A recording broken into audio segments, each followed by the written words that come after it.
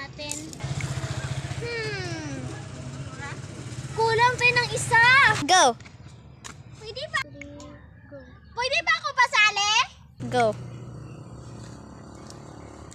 Ano pangalan mo? Pangalan ko ay CP. Wait lang, bakit ganyan suot mo? Oo nga, parang pulubi. May pera ka ba?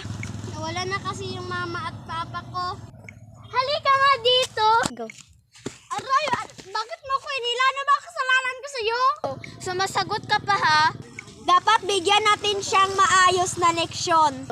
Oo nga. Sige, ako nang bahala. Go. Aray! Go. Ano bang kasalanan ko sa inyo? Hoy, ate! Hala, sorry! Hindi mo ba alam ako ng anak ng CEO? Ha ha